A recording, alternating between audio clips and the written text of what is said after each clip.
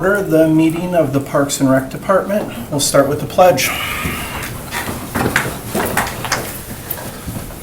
I pledge allegiance to the flag of the United States of America and to the republic for which it stands, one nation, under God, indivisible, with liberty and justice for all.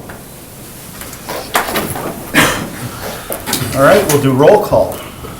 Alder Eck? Here. Alder Presley? Here. Alder Ritterbusch? Here.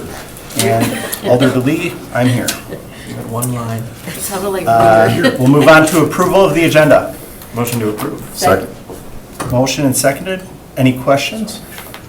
Who seconded? All right. Both of us. I'll give. All in favor? Aye. Any opposed?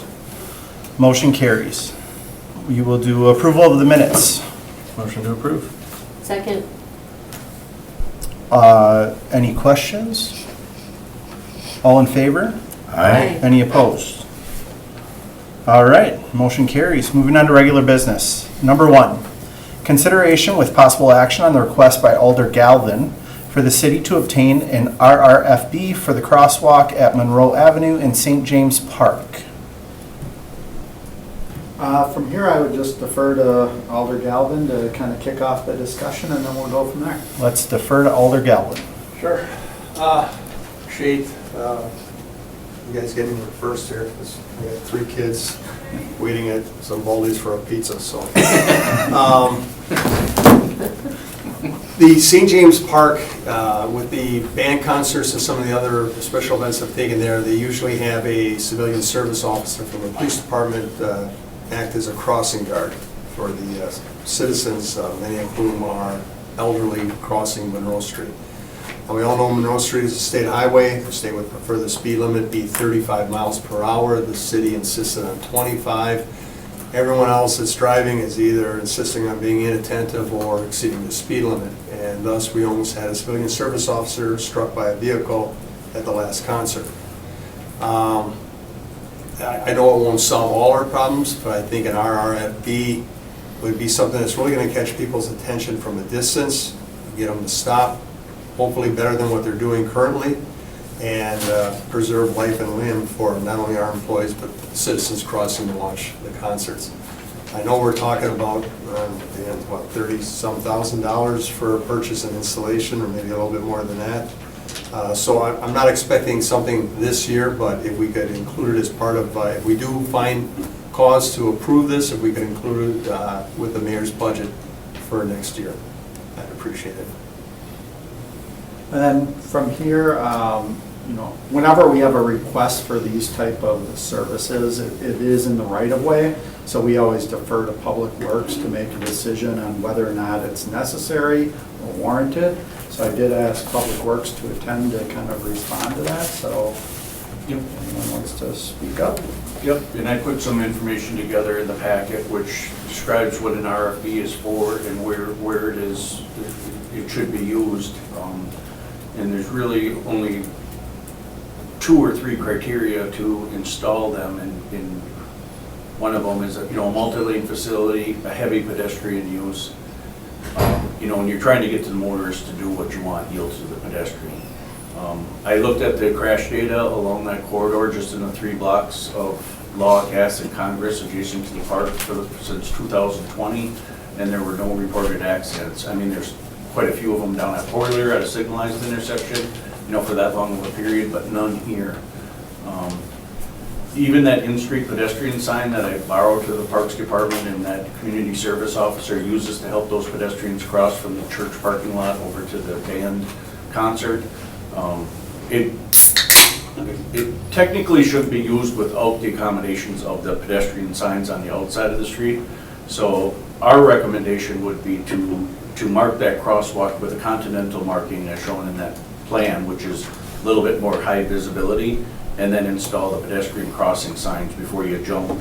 You're kind of skipping over the first tools out of the toolbox, and you're going right to the end. And there's nothing. And I think we would probably have to remove a tree for sure on the northbound, just approaching. I think it's Law Street, because we wouldn't put it at the. And I think the pedestrians are crossing actually from the driveway into the park. They're they're not coming all the way back to the crosswalk. You know, I mean, I wouldn't, if I was parking over at the church and wanted to walk across the street to the concert, I don't know that I'd walk 100 feet to the south, cross at the crosswalk, and then walk back up in. The crosswalk does lead right into the park's walkway system, but I don't think that's where the attendees are parking, so. I would start with just asking us to do, and I can do that without any commissions or committee's approval, just to say, yeah, let's do the crosswalk and install the pedestrian signs.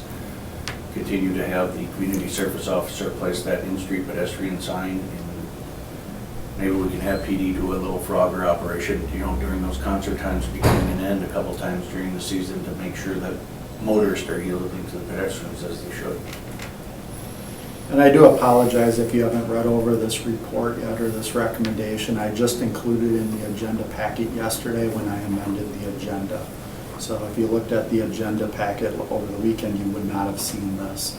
But if you look up on the TV screen, I did just pop up what the recommendation is that Tom is recommending, and he's basically saying improve the crosswalk and add some signage and start with that.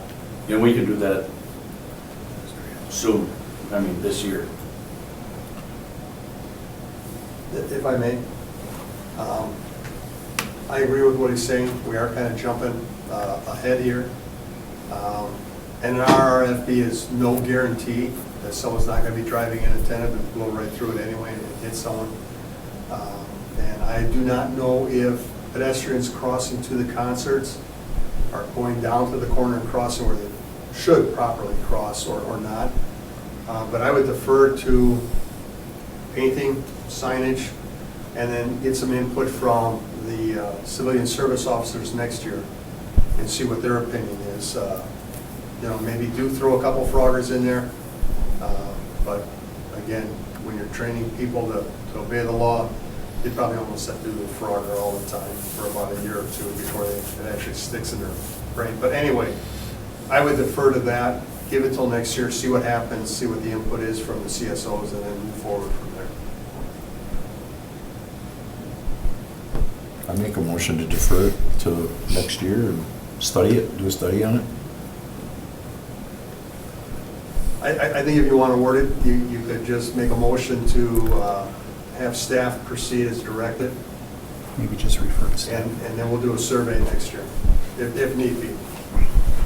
Alder Eck? Yeah, and that's where I was leaning to, because of the fact that those other things weren't done yet, and you could do this right away, and you'd be able to kind of gauge it to see if that makes a difference. So that's what I was gonna say to, I guess, rather than saying deny your request, to just say refer back to staff. Yeah, I would agree. I think it's a good way to mitigate something right now and see how it plays out. And would you be putting strobes on those No, that's crosswalks the or RFB anything? part, you know. No, I was just talking some of like the old west intersection on Dousman had a strobe on it. No, Like, we're not, we're gonna get away from that. Because Okay. those strobe 24/7 for Sure. the last 20-some years. And people were like, we like to see that it only that's why we give the in-street pedestrian sign. Sure. And we only want it out there when pedestrians are present. Sure. So yeah, we don't do the flashing balls anymore. Okay. I know they kind of went crazy at that intersection of Eliza and Irwin, when they put up the four-way stop signs. They actually have reflective Yeah, I can put the posts, reflective put posts yellow and the flags reflective. up, and just a little bit, something more to catch your attention as they're. Yeah, especially with that tree northbound, there's a tree about 50 feet south of that crosswalk that's fairly big, my sign is gonna be slightly hidden behind that one, but I'm also planning on putting up these signs, you know, on each side of the crosswalk, but back to back. Sure. You know, so that way you can see it Great. on near and far, so if somebody's in that outside lane. I think it'll definitely help the crosswalk, since it's a problem that is so, you know. So I second his motion. I guess I Can don't you know if just I actually did that. clarify specifically what the motion is? Because I didn't quite get that. I think it should be a motion to refer to staff. To Here's what proceed I as directed? have. Here's what I Okay. have so far is what I thought the motion was, to approve proceeding with staff recommendation and continue to monitor the intersection for possible installation of RRFBs in the future. Perfect. Works for me. All right, all in favor? Aye. Any opposed? Motion carries. Thanks much, I appreciate everything. Thank you, Alder Galvin. Alder Galvin. All right, moving on to number 2. Consideration with possible action on the approval of hiring WDM Architects to complete a strategic business plan and master plan for the Wildlife Sanctuary for a cost of $310,000. So if you had a chance to read over the packet of information, I did include the proposal from the company that we are recommending to go with to hire for this master plan. But to give you a little bit of background information, the last master plan for the Wildlife Sanctuary was created in 1980. So it is definitely out of date. We're in need of updating that master plan. And the purpose of that is to give us some strategic vision for the future of what we want that facility to become. And so elements that we're going to look at as part of the master plan are, the cage exhibits, the buildings and the uses within the buildings, the pedestrian circulation, the parking, vehicle access, what are our future desires for growth out there, and where do we grow. So right now we've done, I think it works well what's there now, but I think we could have probably structured the buildings and the parking maybe a little bit differently had we had an updated master plan to make it a little more efficient. So this will just guide us in the future of which direction to go. But as part of this, we're looking at ADA access, we're looking at stormwater management, and we're also looking at the requirements of having a zoo. So there's certain requirements of things you need to provide. And then in addition, we're going to look very closely at our animal rehab facility and what our needs are for future growth. Right now, I believe we're the largest animal rehab facility in the state, and we need some upgrades and improvements to that facility. So this will help guide us in the right direction of what we want to do in there and what our ultimate vision is. But then as part of this, we're also proposing a strategic plan, which is more of a financial analysis of the sanctuary. So as you all know, that sanctuary is funded primarily through taxpayers. This is on the levy, or through donations. All of our large capital projects are basically funded through large capital fundraising campaigns by the Friends of the Wildlife Sanctuary. And a great majority of our animal rehab medicine and animal feed and stuff like that is all fundraised through the guild. So we're very reliant on donations and fundraising and volunteering also. But it's still, even with that component of it, we still are heavily reliant on the tax base to fund the operations of the park. So this strategic plan, what it'll do is it'll kind of look at various options to make the sanctuary a little more self-sufficient from a funding standpoint. And what those recommendations are, I don't know at this point. That's why we're hiring a consultant that specializes in this. And then what we'll do at some point, once they get far enough along in the process, we'll bring those recommendations forward and see if there's any interest in the park committee and city council to implement anything as it relates to the strategic vision. And then obviously we'll bring the final master plan forward also for approval once we get it kind of completed. There will be kind of a public input process as part of this also, so we are going to rely on the public to give us feedback of what they want to see at that facility. So we sent this this proposal out to 5 different companies. Only 2 provided quotes. We are proposing to go with the company that provided the lowest quote, which is WDM Architects. If you look over their proposal, which I included in the packet, you see that they are very heavily, have a lot of experience in zoo design and similar type facilities. So we feel that they'd be very highly qualified to do this work. We've never worked with them before because we've never done a master plan for the sanctuary, but they do come with good references and recommendations. You might be thinking that's an awful lot of money, how are you gonna pay for it? It's $310,000 is what the proposal was. We are proposing to pay for this with donated money. So there is no taxpayer dollars associated with hiring this consultant. So over the last 5 years or so, the city has accumulated a pot of money of donations from various entities. There is adequate money in that account to pay for this master plan in full, plus there's some money left over to maybe implement some of the recommendations that come out of this plan. I did ask Steve Lakatos to hop in on this call. If you haven't met Steve yet, he is the Wildlife Sanctuary Superintendent, so he is in charge of running that facility. So he is obviously much more familiar with the operations and the day-to-day kind of issues and reasons for going ahead with the master plan than I am. So definitely, if you have any detailed questions, you can just ask Steve directly, or I might be able to answer them too.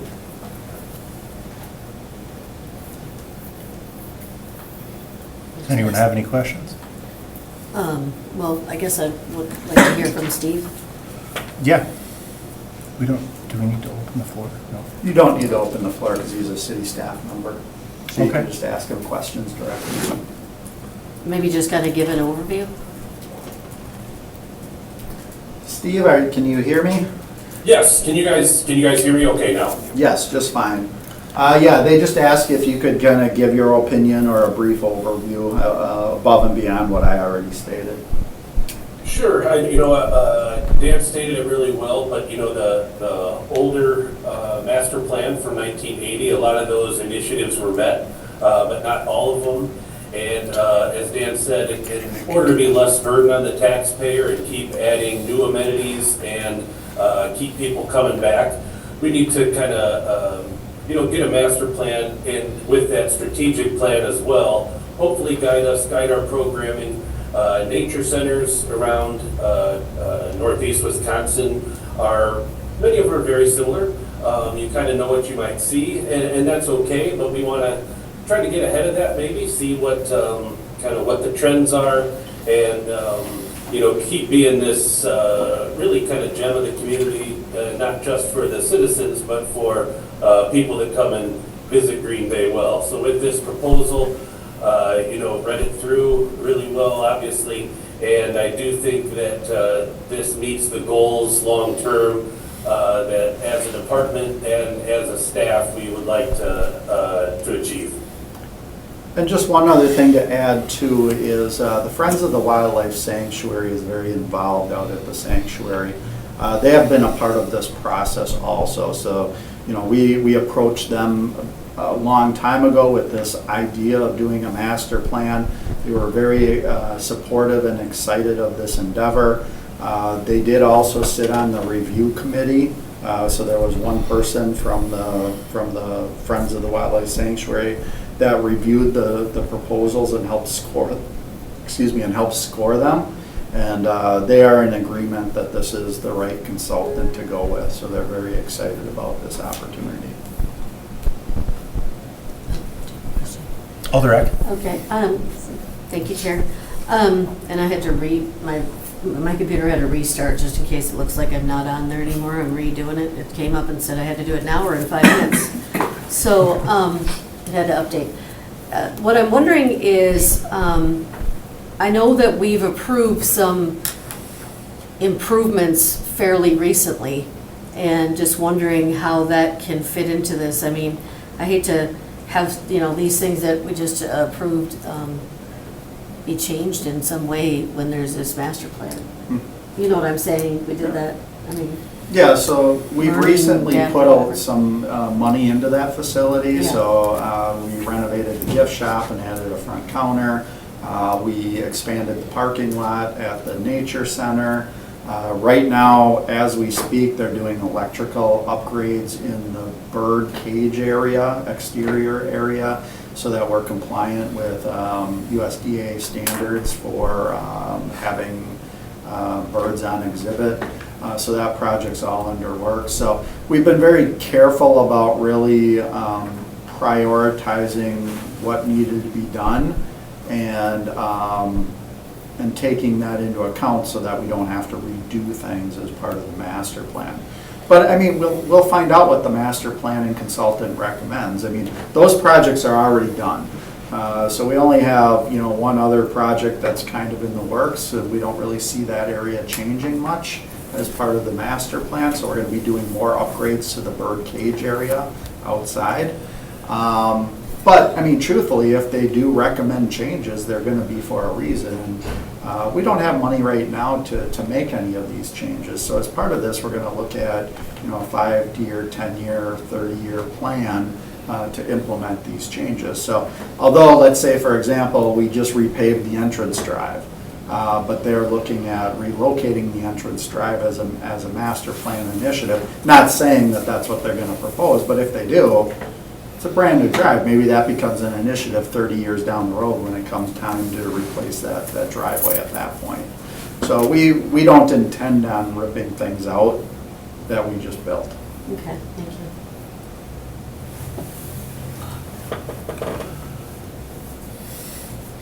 I make a motion we approve to have it, have the master plan looked into, since it's donated volunteer, donated money. It's not city tax dollars that's paying for it. I think it's a good thing to look into. So I would make that motion to move forward. I'll second that. Any other comments on that? I would agree with that. I mean, it's donated money, so that's always my favorite. It's the implementation that we will see down the road, how that goes, but that's it. Yeah, I would agree. I like the fact that it's donated money. I also think it's a facility that could use some upgrades in the future. A lot of people attend that place, and we go there every year for their Halloween, and it's just it's a facility that's awesome for families on a low budget, and it's a facility that people enjoy. So why not look at this plan and see what we could implement in the future? So I'm in favor of it as well, so. All in favor? Aye. I just Alder wanted Presley. I just wanted to add, I think, looking at the packet that was provided, this is a group with a lot of good experience, some beautiful work that they've done. I've been to the Phoenix Zoo. It's a nice zoo. And I'm also glad that we're going to have public input, because I know that the wildlife sanctuary is near and dear to a lot of people, and any changes should really go through the public. But I'm in favor. Aye. Oh. All in favor? Aye. Aye. Any opposed? All right, motion carries.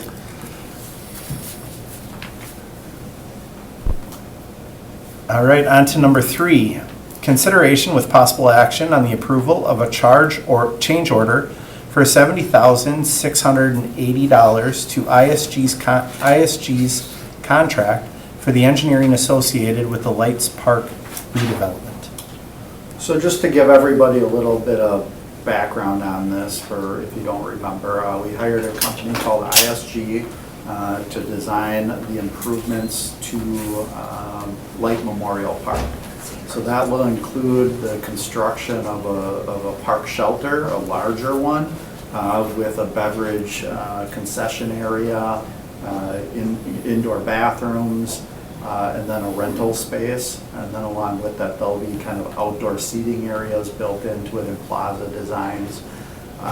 In addition, they're designing a stage for weekly concerts out there that On Broadway is going to sponsor, and then they designed all of the site work in between. So they're basically under contract to do a complete redesign of all of the city-owned property at Light Memorial Park. As we've been working through that design, and we're already well underway with the engineering and moving ahead with that, 2 things kind of came up that was not in their initial scope of work. One is the riprap that's out there. is kind of sloughing off into the river. So it's pretty common. You'll see that all the way up and down the Fox River. It's a normal occurrence when riprap is there for a long time. So we'd like to have them do an engineering repair or a design so that we can build that into the construction project and repair the riprap at the same time we're basically building the rest of the park. It'd be very difficult to repair that riprap after the park is built because you could damage a lot of the stuff that we build. So we really would need to include that in part of the scope of work. The second thing that we're proposing to add to their scope of work is kind of a staircase that goes down to the waterway.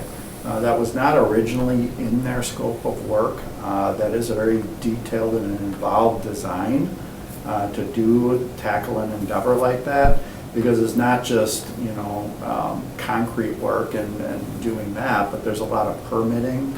There's a lot of discussions with the DNR and Army Corps of Engineers and U.S. Fish and Wildlife to make sure they're engineering it in such a manner that is actually going to get a permit. And then part of that fee is also pulling the correct permits to do along the shoreline there. The permitting is a little more extensive than it would be for the stuff that's above the waterway and on the shore. So that's what this scope of work is. I will tell you that On Broadway is tackling a fundraising effort for this, for the entire site. They're well underway. They have a few donations already secured. And one of the donations is specifically for a water staircase down to the waterway. That was something that the donor really wanted to see, and it's what they wanted their money to go towards. So when it comes time to actually build it, some of that money to pay for that's already committed for with a donation. I don't know the specifics of that donation though. So, but that's one of the reasons why we're requesting to add the waterfront staircase down to it. Plus, that's also an amenity that people like. People want to interact with the water and get down close if they're able to, so this gives them the opportunity without having to climb down the jagged riprap shoreline. So yeah, their cost to do the change order, to do the engineering work and permitting is $70,680. The funding for that is going to come from the existing TIF money that's set aside for the project as a whole. All right. Alderek? So just to clarify, because it's change order, so this is an add-on to the original, basically. It's an add-on to their existing contract. Okay. Currently, they're under contract for $505,000 to kind of complete the design and build the new, or design the new shelter that they're working on. And if you haven't seen the conceptual designs, it's very artistic and unique and creative, and we really wanted to make a statement at Light Park and really have this be a showcase for the city instead of a traditional park shelter that you can find in any community. So they're doing a great job so far. So this is a change order add to their existing engineering contract, but it's over $50,000, which is what I'm able to approve. That's why I'm bringing it forward to the committee and council for approval. Okay, thank you. Alder Presti? Thank you, Chair. Will this change the timeline at all for the completion? No, it will not. They're still looking at doing it. So the next phase of construction is really just going to be the building portion. So they're going to start on that building early next spring, maybe late winter, early spring is when they're going to start construction on the building. So this stuff, even if it takes a little bit longer to do the engineering, they're building the building first. This will probably be built the same time as the stage and the rest of the site work, which is going to be kind of a second contract that will go up after the fact. Thank you. Motion to approve. Second. All in favor? Aye. Any opposed? Motion carries. Number 4, consideration with possible action on hiring Somerville to design and create construction bid documents for the JBS barn for a total cost of $122,700. So this is one that I added onto the agenda yesterday as the amended agenda. I did include the proposal in the agenda packet, if you haven't had a chance to look at it yet. But to give you a little bit of summary here, so we've been talking about this JBS barn at a couple different finance committees and city council meetings that you've participated in those discussions on. And recently, the city council awarded some ARPA money towards the design and construction of this barn. And so they awarded $310,000 in ARPA money to build this. At the time, we actually requested additional ARPA money to actually add public bathrooms to that barn. Because right now, the whole JBS site does not have any public restrooms. So it's just gonna be porta potties out there. And it's a pretty substantial investment in the park and Boulevard Park and the subdivision that the city's putting into this. So there is a desire to get public restrooms right next to the splash pad and playground in Boulevard Park. At the time, what the city council directed staff to do was kind of gather more information and bring it back for consideration to request additional ARPA money to add the public restrooms to the scope of work of this project. So what we decided to do was to just get an architect on board right away. In order to build the barn, we'd have to have an architect create construction drawings and bid documents to bid it out. So we need to go through that process anyway with the money allocated just for the barn itself.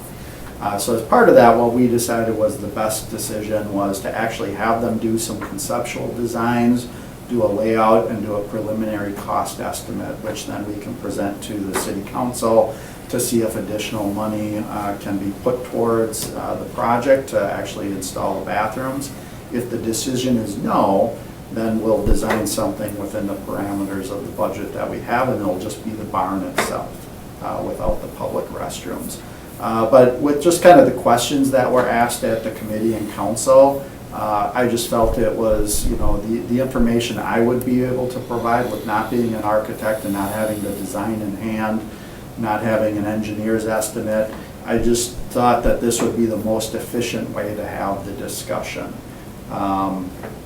So right now, the barn itself, without the bathrooms, it'll be a 3,500 square foot barn.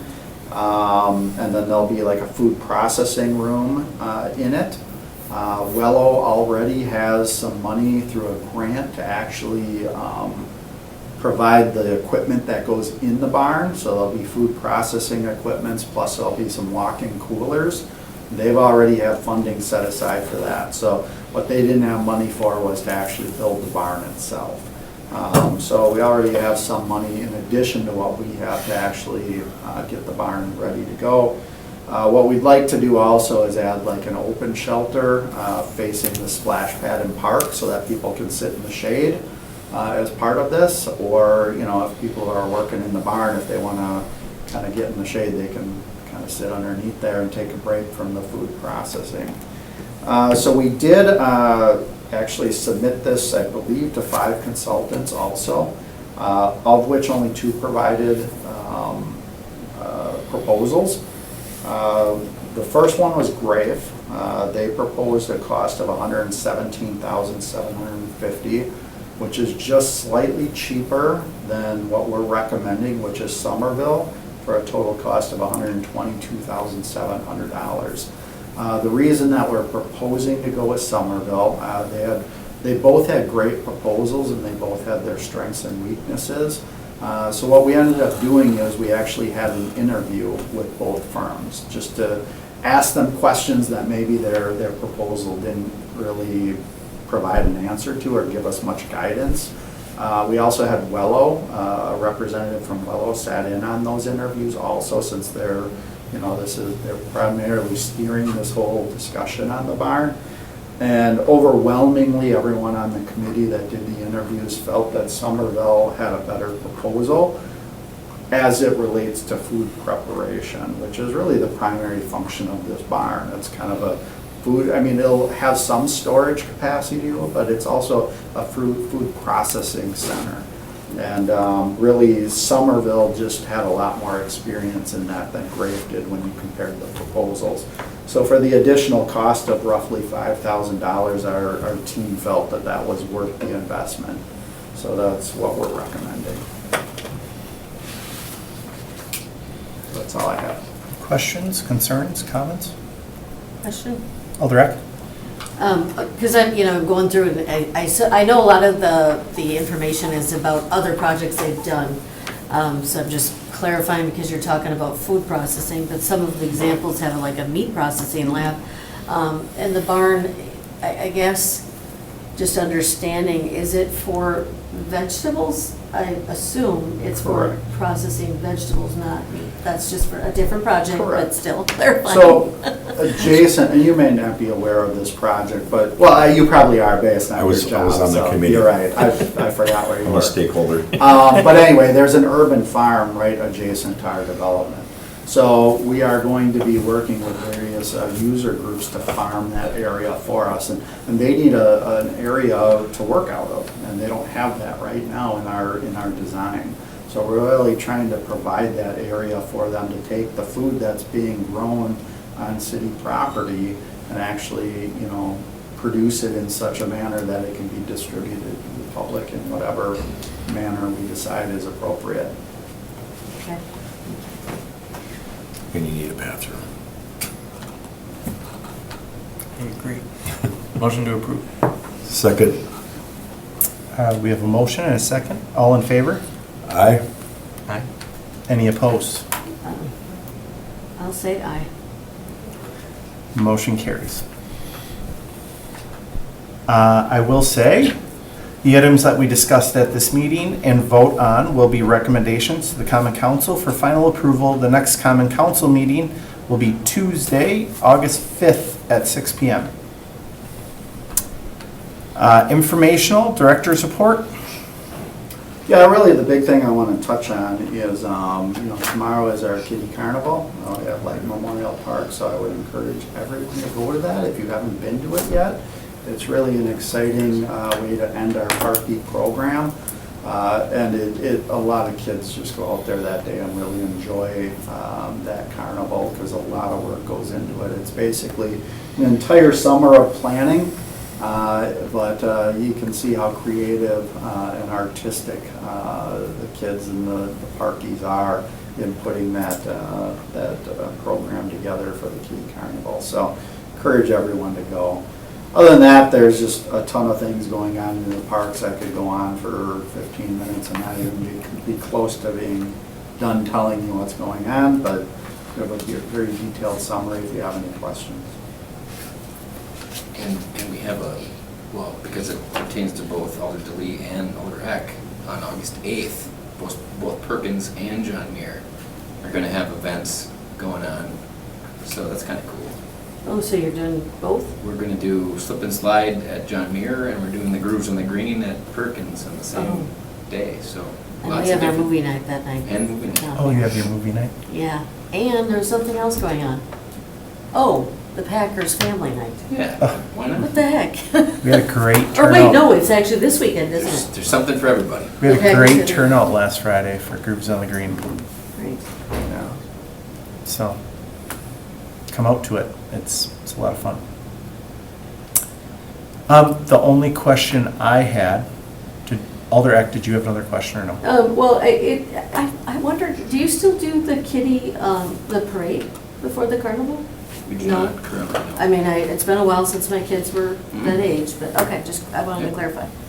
Thank The, you. the only question I had, have we pursued thinking ahead, have we pursued anything more with Triangle Hill and the shed and water access for the snow machines, or moving forward with that? Yes, we have. So there's been some progress on that. I would say about 2 weeks ago, we got the final construction plans from our consulting firm to actually bid out the installation of the utilities only. So if you recall, we actually initially bid out the cost of the utilities and the garage, but it was way over what our budget allowed, and we had to throw the bids out and actually restructure the entire bid package so that we can just build the utilities. So that will be going out to bid shortly, so like I said, the plans and specs are in the review process, but they should be fairly complete. We'll get that out to bid, we'll get that installed hopefully before the winter season, and then we'll just have to figure out how we're gonna deal with the storage of the equipment and whether it's hauling it out there on a regular basis. I mean, we can do that, it's not ideal, but the reality of it is we just didn't have enough money to build that garage, so. Okay. I do have a question on the report. Lorek? Thank you, Chair. So I was at Bay Beach yesterday, my granddaughter's in town, and several of the rides were not running. Do we not have enough operators? I'd have to look into that. I'm not sure which rides were, I mean, as far as I know, the Sea Dragon is still down and not working yet. We're Well, still it's working on the- those repairs. It was like the carousel, the helicopters, we were there several hours before that opened, and then the little kind of midget race cars for the kids. It just was several, and, you know. I that's can what was get back wondering. to you on the reasons why. I didn't ask specifically. I mean, we have rides go down fairly regularly. It usually isn't a ride operator thing, usually just something small has to be repaired or fixed. And we get it up and running very quickly thereafter. So I don't know, in this situation, I'll look into those and get back to you. Do you know which day that was? Yesterday. Yesterday, okay. But yeah, the Sea Dragon is still down and the West Side Train Ride is still under construction. That I could see, for sure. Thank you. Motion to receive and place on file. Second. We have a motion to receive and place on file in a second. All in favor? Aye. Any opposed? And we will receive that, place it on file. Next meeting is August 13th. And looking for Motion to adjourn. Second. motion to adjourn. Second, all in favor? Aye. Any opposed? We're adjourned. Thank you. There it is. Right on time. Yeah, it was at- 5:42. I was at the Personnel and Finance last night,